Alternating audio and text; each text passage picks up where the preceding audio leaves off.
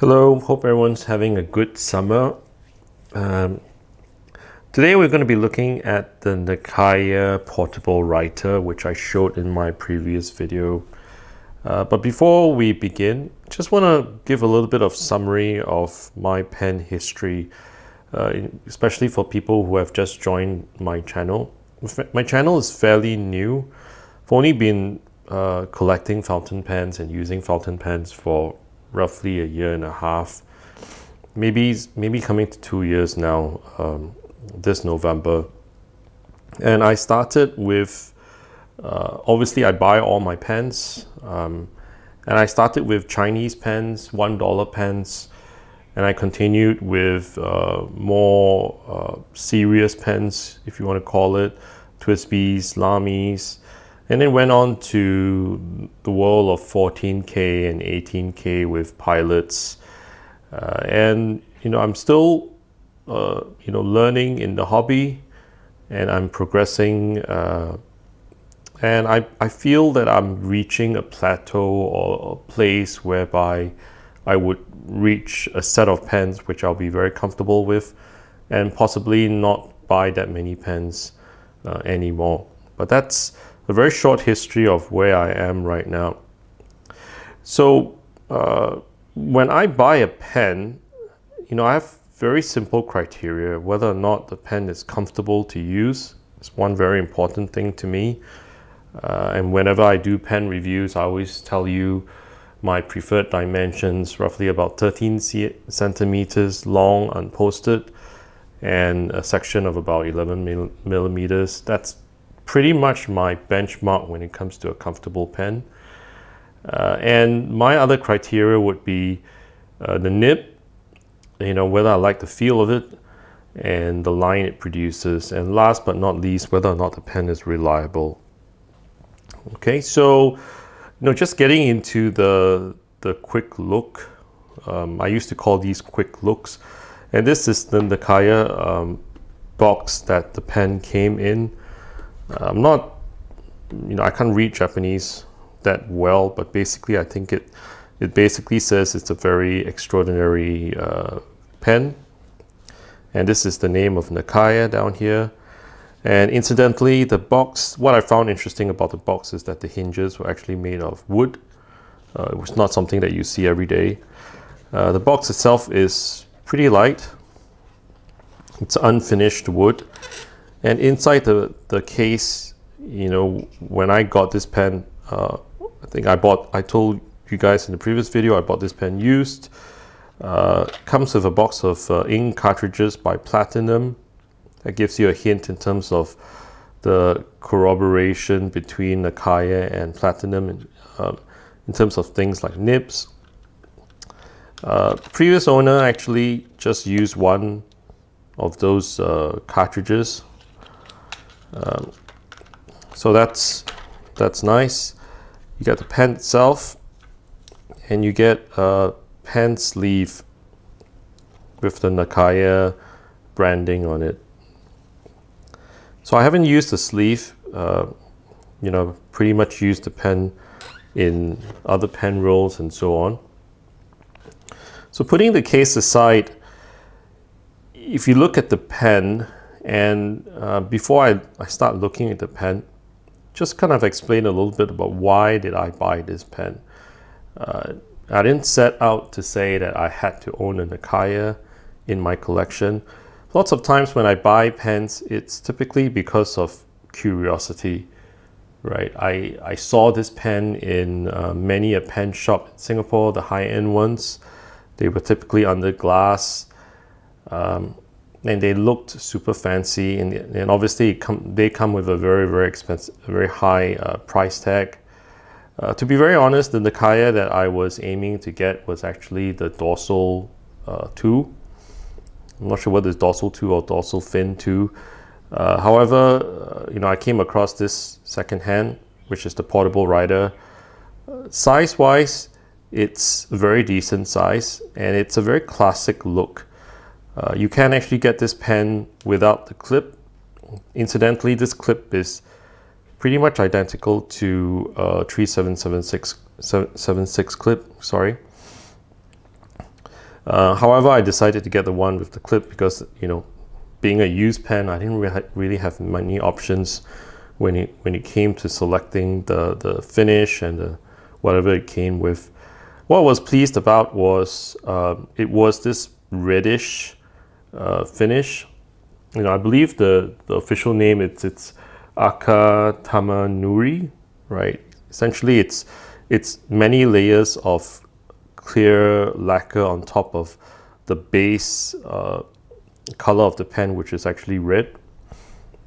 Tame, and I'll put the names on the description. Tame means pool, and nuri means this lacquer coating process. So that's where the word tame-nuri comes from. And on YouTube, you'll see a lot of channels talking about the tame-nuri process, how time-consuming it is to produce a pen like this. So detail-wise, there aren't that many details about this pen. So basically, it's just a plain top and kind of a plain bottom like this. The clip is pretty secure. It's probably not the best finished. When it came to the very top part of the pen, you'll probably notice that there's like, you know, kind of an imperfection down here. I'm not sure whether, it's always hard when you get a used pen, whether or not it came like this or that was part of the process. But just to let you know that you know, my pen didn't come perfect. There are many micro scratches which might or might not come out on the camera. But you can actually see this translucent kind of look to the finish, right? They've left these parts here kind of with less lacquer. So that's why you can actually see the base coating of red on these portions of the pen, like here, here, and here. Sorry for my not so good explanation in terms of urushi. I'm not the expert here. So the clip it's actually a little bit back weighted up to here. There must be some sort of weight down here, and I suspect there could be that anti-ink drying mechanism in here, this being a platinum corroboration. In case you all didn't know, Nakaya was formed by ex-platinum employees. So I mean, that's where the history comes from. We'll get to the nib later on. Essentially, my pen is not the newest version of this pen. As you can see, you can actually see the base. I believe this is ebonite down here. I'm not sure whether it's plastic or ebonite. Then you get this part of the pen which is actually still in the urushi coating. This part is plain. In terms of holding the pen section wise, you have to hold it here. Holding it here would entail feeling the threads. I would probably advise doing. It's not sharp, but probably you might want to hold the pen here, or at least that's where I hold the pen. Section wise, it is pretty comfortable. However, it's not the most comfortable out there. I mean, I still feel that the sections of Pilot and like the Pilot 823, 743, and 742 are actually more comfortable than this, as well as the M800 Pelican. But otherwise, it's still decently comfortable in a way. And inside the pen, you will notice that, by the way, my pen didn't come with a converter, which is probably another strike against Nakaya. I'm not sure whether new Nakayas come with the converter, but mine didn't. And you'll notice that the main section or the body of the pen is made of possibly brass, right? And you can see this being an old pen. The previous owner didn't really take care of the pen in a way that he or she actually let possibly ink seep into this area, and therefore some corrosion has taken place down here. I've tried to mitigate the corrosion by putting a bit of grease. That's all I can actually do, I feel. So in terms of the barrel, it's pretty interesting, or the body is pretty interesting, because you can get a feel of how thick the ebonite is, or the rod that they use to kind of probably cut out this body. It's pretty thick. What this means is it'll probably be a robust pen. I don't expect this pen to crack anytime soon. The other thing that you will note about this body is it's slightly bulbous, and if you look at the Nakaya's own factory videos, you'll see that lots of times the bodies are actually all handmade. They are crafted by craftsmen who would then kind of cut. They use a turning wheel and they cut this body by hand. I'm not sure whether they do this still now, but it's interesting to kind of take note of that. Holding onto the pen, like I mentioned, the length is spot on, about 12.8 to 12.9 centimeters. It's, in terms of balance, it is pretty balanced. I'm trying to do this on camera, obviously. Pretty balanced right in the middle of the pen. This being a converter pen. And then lastly, let's look at the nib. So if you look at the nib, mine's a little bit tarnished, or there's a little bit of wear on the nib. It's obviously not a brand new nib. I'll bring out the 3776 to kind of show you the difference between a Nakaya nib and my fairly new 3776 nib, which is, you know, really shiny. You can definitely see the family resemblance. Obviously this nib is in medium and this one is in soft fine. What's most important about this is not just the nib design. So when you get a pen from Nakaya, the Nakaya craftsman would actually tune this nib before sending it to you, the owner. What's interesting is actually the feet portion of the pen. So you can actually date a Nakaya by the feet design. And just by looking at this little circular, not sure whether you can make it out, notch on the Nakaya's feet, you can tell that it's a fairly old Nakaya. Modern or newer Nakayas actually have a rectangular feet, something like this, right? I initially tried to, or was thinking of swapping this soft fine over to here, but I didn't do so. I didn't dare to pull the old version of the feet and nib out. Some people said it will be difficult, but I didn't even try. So I'm going to do a little bit of writing.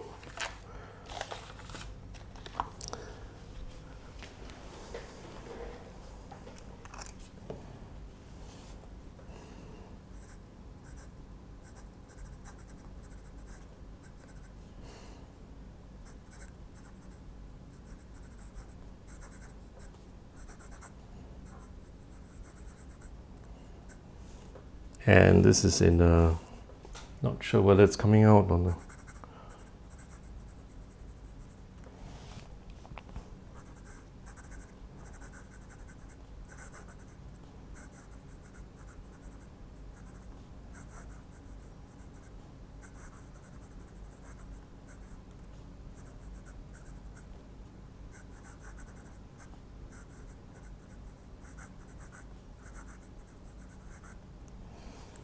So in terms of the tuning of this nib, it has a little bit of cut off or tiny bit of feel of a cursive italic.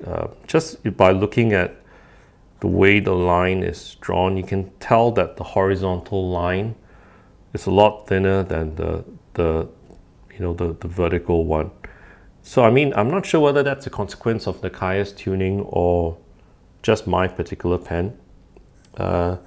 My particular pen has a little bit of bounce, right? So it feels very soft. Again, I have nothing to compare with another Nakaya. I'm not sure whether that's the consequence of just my particular pen, or maybe it's an old pen that has been The previous writer tended to kind of apply a lot of pressure to it.